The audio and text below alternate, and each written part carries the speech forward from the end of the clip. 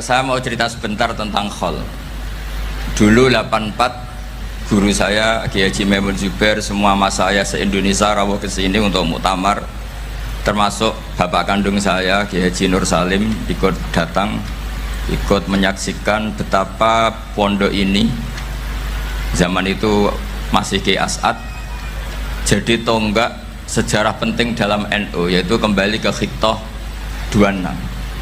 Kita tahu NU dulu itu ormas, kemudian era Gus Wahid jadi partai politik, era Gus Dur karena saran beberapa kiai, wafi muqaddimihim ada Kiai As'ad, Kiai Ahmad Siddiq dan beberapa kiai, kembali lagi ke Khittah 26, yaitu menjadi ormas, organisasi masyarakat yang menaungi, yang mengayomi, yang menganjurkan mazhab ahli sunnah wal jamaah.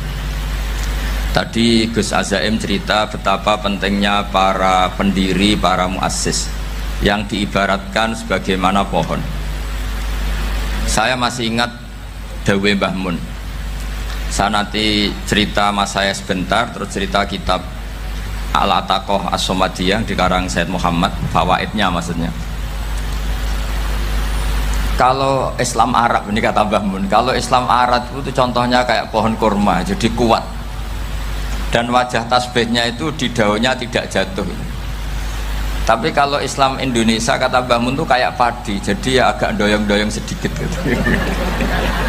Jadi untuk menghadapi angin besar itu pilihannya dua, Anda kekar kayak kurma atau fleksibel kayak padi. Jadi ya doyong-doyong sithik gitu. Ada koruptor sowan, salam templeknya ya diterima gitu ya.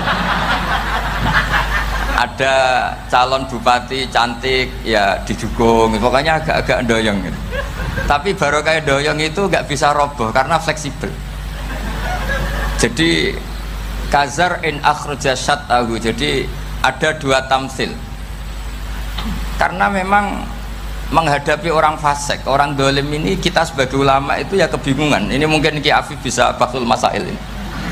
Karena pertanyaannya gini, saya berkali-kali digojlok sama bapak saya, berteman orang fasik hukumnya gimana? Pasti dijawab haram. Tapi kalau pertanyaannya dibalik, membina orang fasik hukumnya gimana? Baik. Dan bisa membina kalau berteman.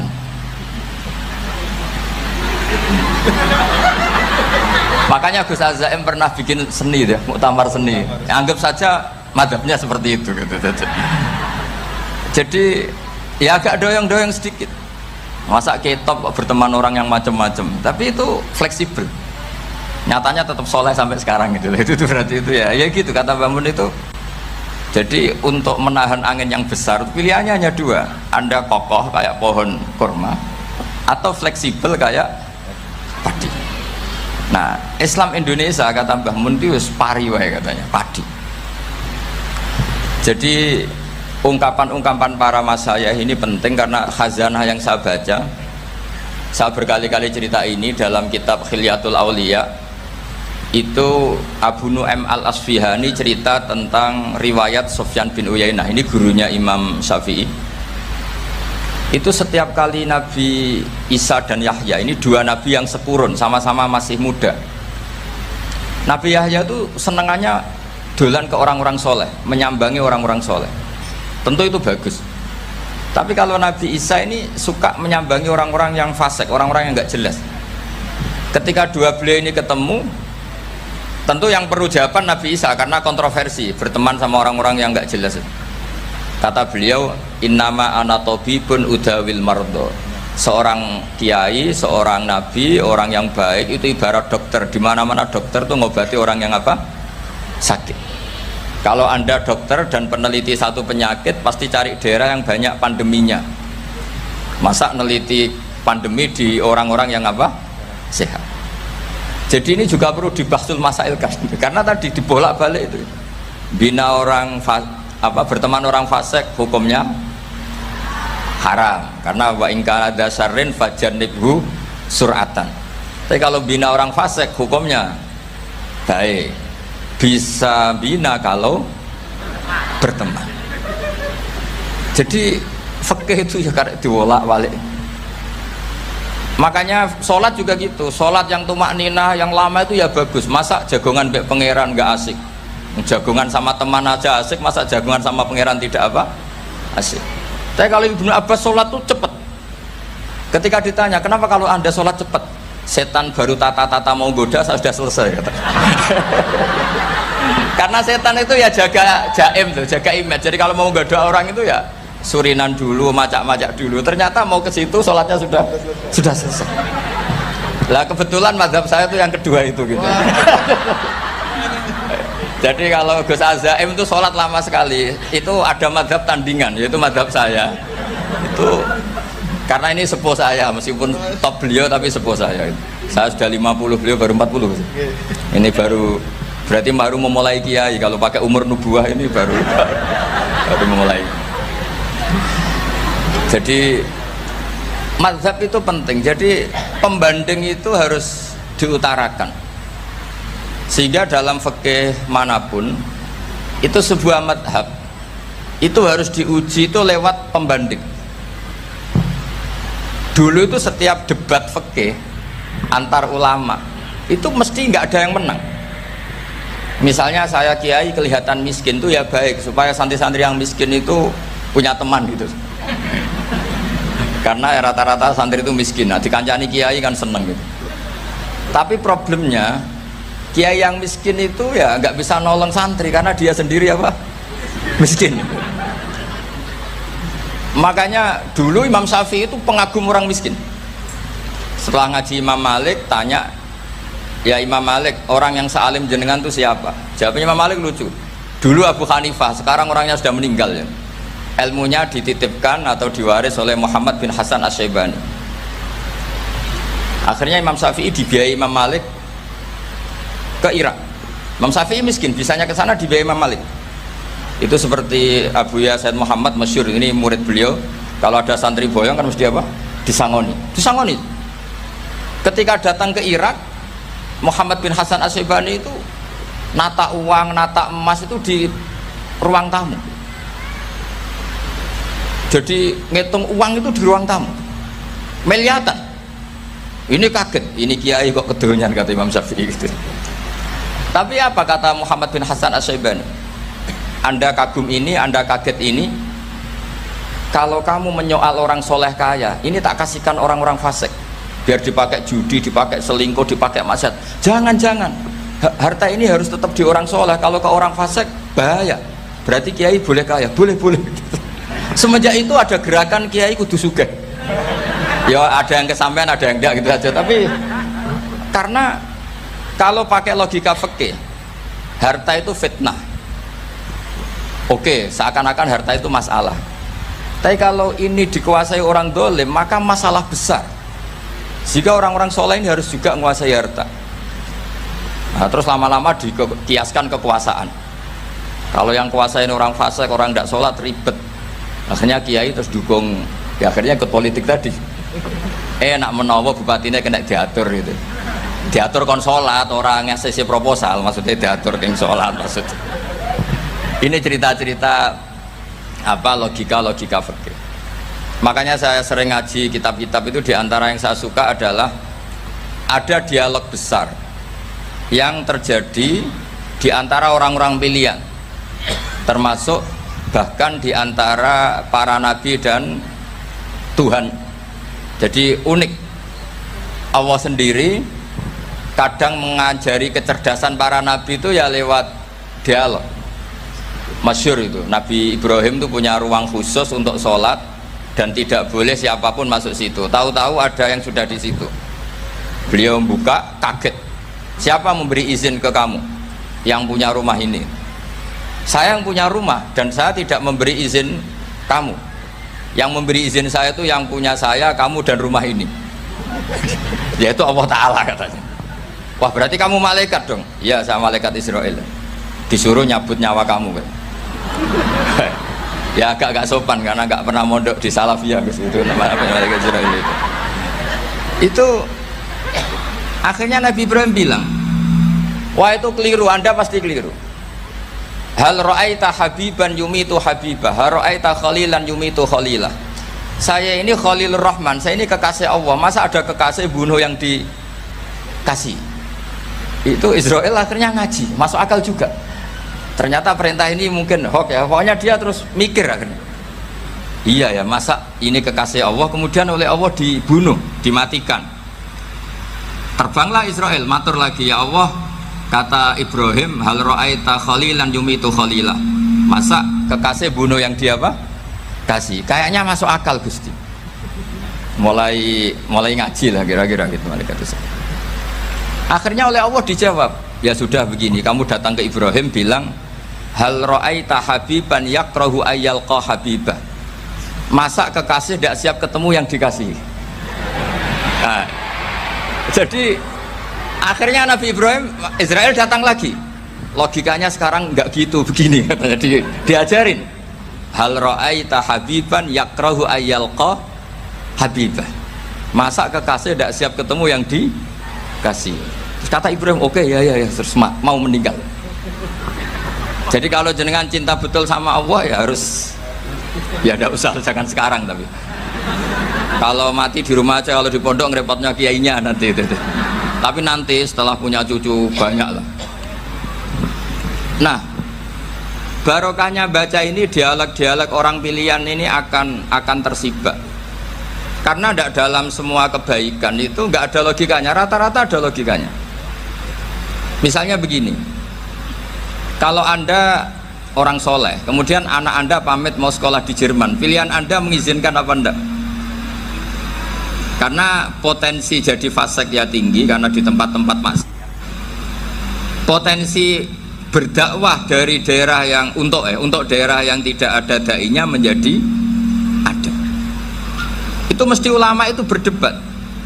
Misalnya punya anak pamit mau kembali atau keluarga. Yang satu cara berpikir optimis.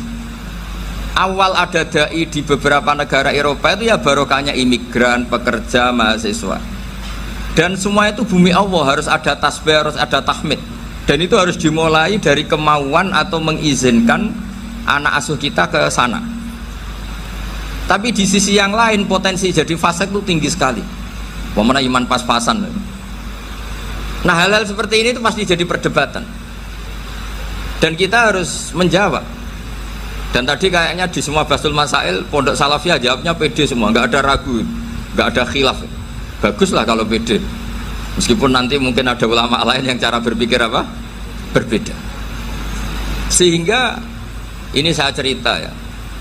Sehingga di kitab-kitab fikih, misalnya saya kok hidup di Bali sudah punya komunitas ngaji. Itu kok saya pindah ke Sukorejo sini. Banyak ulama yang mengatakan haram. Karena membiarkan bumi Allah yang sudah pernah ada orang yang sujud kemudian ditinggalkan kosong dan kemudian dikuasai orang yang tidak sujud. Jadi dianggap itu pembiaran. Jadi banyak di kitab Qalyubi, sarahnya Mahalli, jika ada seorang muslim yang hidup di negara orang kafir, dia nyaman, tidak dapat teror, itu nggak boleh lagi pindah ke negara Islam yang sehat. Karena takutnya li Allah yastau liyal kafir tilkal buk'ah, supaya bumi itu tidak dikuasai orang kafir. Jadi ini hal-hal yang para fuqaha itu harus berdebat. Karena ini masalah-masalah furu'iyah. Sehingga mulai dulu ya banyak ulama yang nyun sewu berpolitik, mulai Wali Songo sampai sekarang alhamdulillah yang minat banyak. Mungkin bedanya ikhlas sama tidaknya. Tapi kalau saya pernah dikeluhin utusan dari ya komunitas Islam Indonesia itu dulu itu ceritanya banyak yang dari Kamboja. Kalau dulu orang cerita itu orang Cempa. Itu setelah di Indonesia besar Wali Songo dan Brawijaya 5 itu sudah mulai oleng. Itu singkat cerita mereka berpikir ingin bikin kerajaan apa? Islam di Demak Mintoro dengan raja pertama yaitu Raden Fatah, karena Raden Fatah ini putra Brawijaya. Padahal setelah jadi kerajaan ini era cucu sudah konflik berebut kekuasaan. Akhirnya sampai jadi Jipang, jadi Jogja, jadi Solo dan seterusnya. Tapi kata Mbah Mun itu tetap barokah kata. Karena orang Islam terus terbiasa mimpin. Sekeliru-keliru sidik, pokoknya orang Islam biasa mimpin. Sehingga zaman Mbah Hashim ya sudah mimpin Masumi, zaman Ki As'ad pengaruhnya besar, sampai sekarang Kiai pengaruhnya besar. Nah barokahnya Kiai pengaruh besar ini sampai moral jadi ukuran. Misalnya sekarang ada calon bupati kok nggak sholat, itu pasti kalah. Jadi sholat itu jadi tolok ukur untuk calon apa? Bupati. Meskipun mungkin punya efek pura-pura sholat, tapi nggak apa-apa lah, sementing moral ini jadi ukuran. Sementara yang di Thailand, di Patani, itu karena dulu pelajarannya tasawuf, itu orang nggak ambisi mimpin dunia, tahu-tahu dipimpin, dan akhirnya nyuwun sewu ya saake Islam-Islam yang dulu terlalu tasawuf karena nggak punya pengalaman memimpin, akhirnya lazimnya konsekuensinya hanya dipimpin. Tapi Islam Indonesia beda, karena kulino mimpin itu akhirnya dari orang Islam biasa menjadi Islam yang sholat, sampai Islam yang bisa ngaji itu bisa mimpin negara. Tentu yang paling populer dimulai Gus Dur. Jadi ini sesuatu yang barokahnya istihad para kiai, sementing Islam kulino mimpin. Jika di Indonesia itu barokahnya itu, kebaikan itu jadi tolok ukur. Ada orang kok terkenal koruptor, atau terkenal nyuwun sewu selingkuh, atau terkenal apa, itu pasti tidak jadi. Karena moral itu menjadi tolok ukur. Dan itu adalah politik para kiai. Jadi ini saya cerita, dan itu negara juga akhirnya untung karena seleksi agama sama negara itu sama-sama kiai ya bilang negara harus dipimpin orang soleh, negara juga bilang seperti itu. Nah, ketokohan-ketokohan para beliau-beliau ini yang maulah bekerja sama dengan Umarok. Kita tahu dulu Pak Harto ya rawuh ke sini ketika Muktamar 84, rawuh ke Ki As'ad, ketika mau kembali ke Khittah juga dirembuk oleh ulama dan Umarok. Dan akhirnya ini menjadi negara yang alhamdulillah semoga selalu menuju baldatun thayyibatu wa rabbun ghafur. Nah, kemudian di sini saya tabarruk dengan Said Muhammad, gurunya Kiai Haji Azaim. Saya mau cerita tentang amaliyah tadi. Saya sebetulnya nggak niat bacakan bab itu, gara-gara ada khataman jumlahnya banyak saya jadi pusing. Ini panitianya tanya, khatam betul apa enggak? Iya Gus, khatam betul. Tapi kayaknya saya tidak yakin itu. Karena saya ini kan dari pondok tahfidz itu. Biasanya anak khataman itu ya rodok bodoni itu. Dibaca buanter sing nyemak yang mendelok pojok etok. Mergo kebanteren. Nah, akhirnya lafat-lafat yang di tengah itu enggak di apa? Baca. Tapi ya semoga dimaafkan Allah lah. Yang jelas itu enggak. Tapi saya mau cerita ya. Jadi cara berpikir Said Muhammad ini nanti juga saya teruskan di Ma'had Ali. Ini saya baca ya. Di antara yang diyakini madhab Malikiyah, ini saya baca saja teksnya. Jadi ada riwayat namanya, kalau Said Muhammad bahasakan itu Ataqoh Somadiyah. Kalau di Indonesia kadang orang bilang Al-Ataqoh Al-Kubro, yaitu dengan membaca surat Ikhlas. Di sini jumlahnya hanya 100 kali, Qila 1000 kali. Tadi berapa teman? 700 juta ini sudah susuk banyak ini. Di sini hanya 40, riwayat lagi 100, 1000. Terus sampean tadi berapa? 800 juta. Wah, ini sudah susuk ini. Itu anak cucu sampean pasti masuk surga itu kalau bisa. Ini saya baca, ini kitabnya Said Muhammad ini. Suratul Ikhlasi wal Itqu minan nar. Akhrajat Tabraniyu fil Kabir an Fairuz ad-Dailami wa Ibnu Uftin Najasi. Waqad khadaman Nabiyya sallallahu alaihi wasallam. Orang ini jadi khadimnya Nabi. Qala Rasulullah sallallahu alaihi wasallam, "Man qara'a qul huwallahu ahad mi'ata marratin fi shalat ghairiha katabawahu lahu bara'atan minan nar." Ini hanya berapa ini? Mi'ata marrah. Berarti kalau satu orang itu cukup 100. Tadi sudah untuk 7 turunan tadi, untuk orang berapa? 800 juta. Ya, untuk 7 turunan cukup. Untuk 7 turunan. Nah, sudah susuk ini, sudah susuk ini. Aduh, ribet ini. Nah, ini tak cari pembenarannya, ini supaya keren. Ini di halaman 188 Abwabul Farad.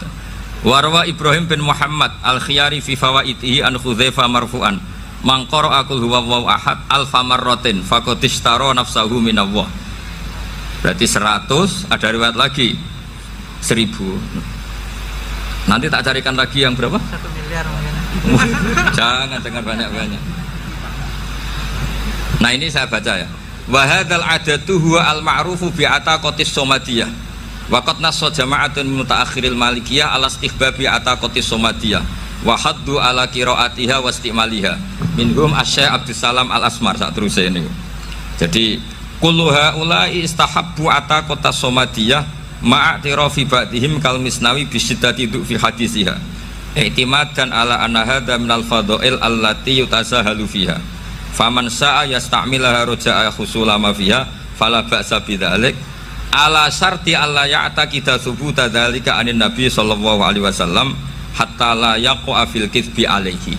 Jadi intinya itu silahkan Anda bikin jumlah sesuai versi Anda, yang penting Anda jangan kampanye kalau itu perintah Kanjeng Nabi Muhammad sallallahu alaihi wasallam. Karena kalau kamu atasnamakan Nabi kemudian jumlahnya sampai 800 berapa? 800 juta, berarti Nabi mengajarkan masyakoh pada umatnya. Jadi cukup yang riwayat itu di sini hanya 100 sama 1000. Jadi kalau jumlah tadi untuk 7 apa? Turunan. Jadi kamu harus ditutup dengan doa, ya Allah, semua itu bukan untuk saya tapi untuk 7 turunan. Tolong catat ya Allah. Karena jadi artinya gini loh ya, orang Indonesia yang sering mempraktekkan ataqosomadiyah itu bukan tanpa dalil. Ternyata dalam mazhab Maliki, saya masih ingat ketika mbah saya kandung, bapaknya bapak, asmane Mbah Nur Syam, itu wasiatnya minta dibacakan 4.000. Yang baca pas itu ya bapak sama anak-anaknya. Dan kemudian alhamdulillah zaman akhir itu mulai agak ngawur. Kalau ada acara itu wong liya kon maca anake mlebu metu gak melok maca. Itu keliru, saya jamin itu keliru. Saya sering kalau mimpin di rumah, kalau yasinan di tonggo-tonggo kok anaknya gak moco, saya keluar. Bapakmu wong liya kok moco, kata saya gitu. Jadi itu menurut saya itu yang jelas. Saya sampai ngisi begini, yang ada riwayatnya itu idza mata ibnu adam min qata amaluhu ila min salasin shadaqatin jariyah au ilmin yuntafa'u bi awaladin sholihin yatullah. Itu tidak ada di hadis au kiyayin sholihin yatullah, kata saya. Yang ada itu awaladin apa? Sholihin. Jadi anaknya harus ikut, kalau tidak ada usaha, kata saya. Akhirnya anaknya udah tinggi Gus gitu. Akhirnya tak kei jagung paling akeh, kula mendet sithik. Wong aku ora anake kok. Kadang-kadang enggak, orang lain baca buahnya anaknya mau mlebu metu mau enggak manggakno tamu mbek rokokan. Itu harus ditobatkan itu. Keliru itu. Karena nasnya bukan auqiyayin sholihin tapi awaladin sholihin. Ini bukan provokator, ini memang ya seperti itu. Nah terus tentang tadi la ilaha illallah yang didawuhkan Gus Azaim, la ilaha illallah itu penting sekali. Cuma saya mohon itu dielmoni lah. Jadi dulu kalimat ini menjadi spesial karena dielmoni, karena dimulai dari fa'lam annahu la ilaha illallah. Terusannya ayat tuh wastaghfir li dzambika walil mu'minina wal mu'minat. Saya ulang lagi ya. Terusannya ayat tuh wastaghfir li dzambika walil mu'minina wal mu'minat. Makanya menurut mazhab Sadili, kamu disuruh baca la ilaha illallah dulu, jangan istighfar dulu. Saya ulang lagi ya. Dalam mazhab Sadiliyah itu la ilaha illallah dulu, nggak boleh istighfar dulu. Alasannya masuk akal. Orang yang kafir 70 tahun itu sekali baca la ilaha illallah itu langsung yughfar lahum ma qad salaf. Sehingga la ilaha illallah sendiri sudah punya kekuatan supaya dosa kita diampuni. Qul lil ladzina kafaru iyantahu yughfar lahum ma qad salaf. Cara menghentikan kekafiran gimana? Dia melafadzkan la ilaha illallah.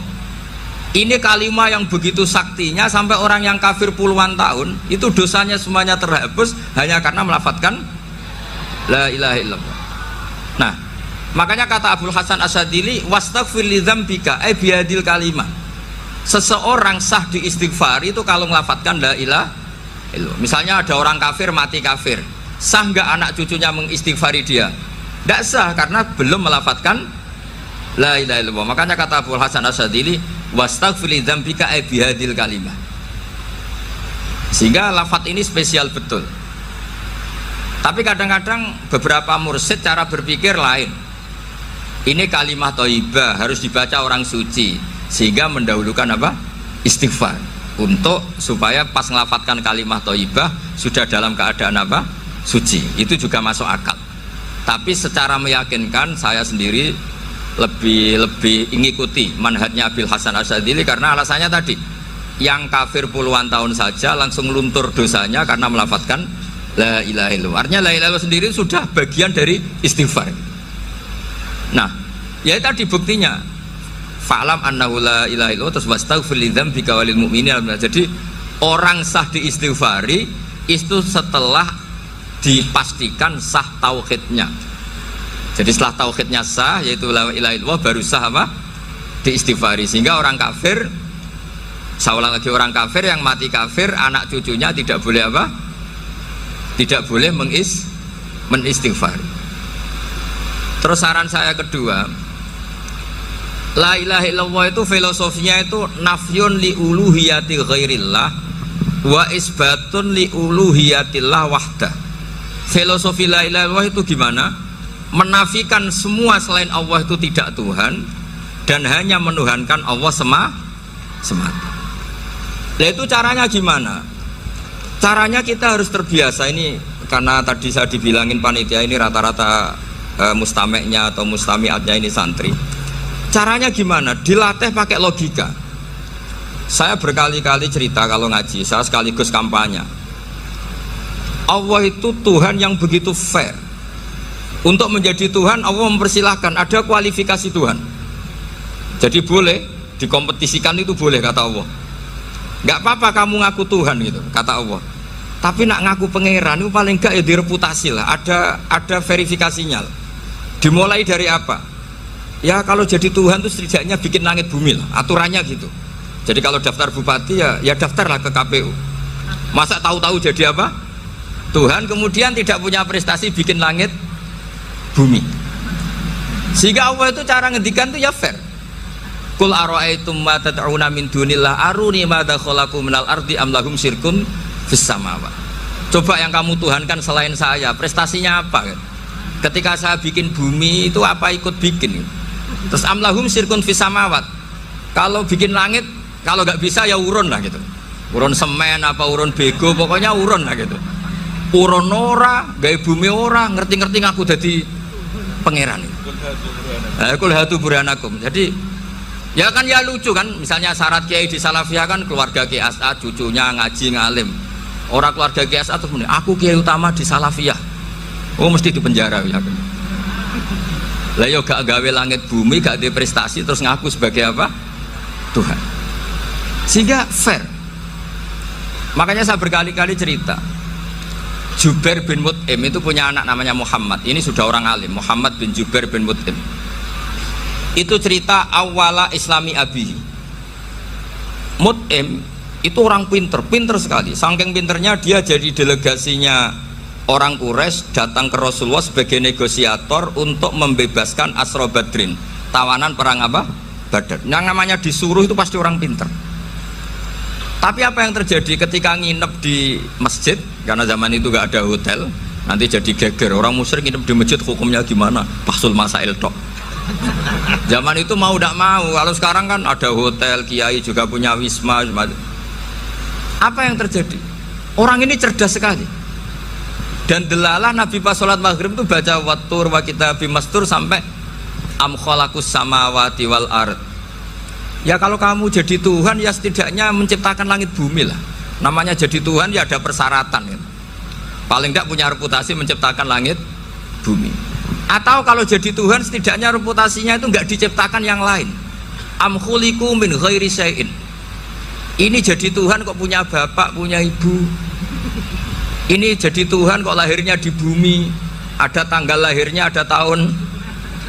Masa jadi Tuhan kok dulu buminya? Pokoknya walhasil tuh.